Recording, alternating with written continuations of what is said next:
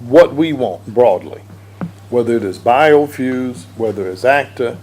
or anything else,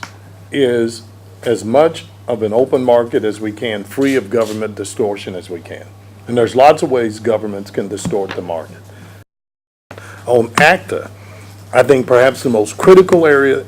that the United States and the European Union can work, and it goes back to your question on China, is that our economies are built around our most basic premise of fundamental freedoms, empowering the individuals, and a belief that they have the ability to innovate and create and will spend what it takes to build a better mousetrap, so to speak, because they have a reason to believe that if they build it, that they're going to have the ability to take that to market and create the jobs and reap the benefits from that. Our approach to the ACTA negotiations is rooted in an unshakable and unyielding commitment to that premise, that that is what has helped to give consumers access to some of the most advanced and life-saving medicines in the world, some of the greatest technology in the world, some of the most life-changing workplace rules in the world. And whatever we do collectively to strengthen that will be very much to the competitive advantage of the United States and the European Union, frankly, in an economy in which some people wonder, have we run our course? We've sort of had our run of the world's economy the last 100 years. We have one of the most extraordinary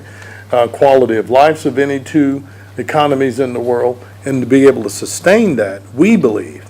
that our investments in innovation, research, and development, coming up with the next generation of technologies, medicines, products that consumers will want, will be able to what will help us to be able to sustain this extraordinary run we've been in. And at least my understanding, rooted in that, is this fundamental belief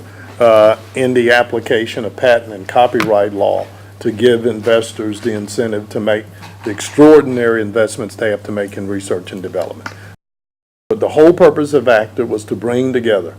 a group of high-level advanced economies to come up with the most forward-thinking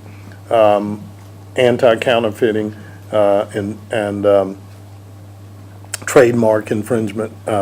protection laws that we can. Because this isn't just an issue of protecting the interests of business. There are horrible and can be horrible consequences to consumers if we flood the market with counterfeit and copyright products that may not have either the medical properties they thought they did, or you could have toys that are tainted that harm your children, or food that you consume. So we think it's in our collective interest to get that right.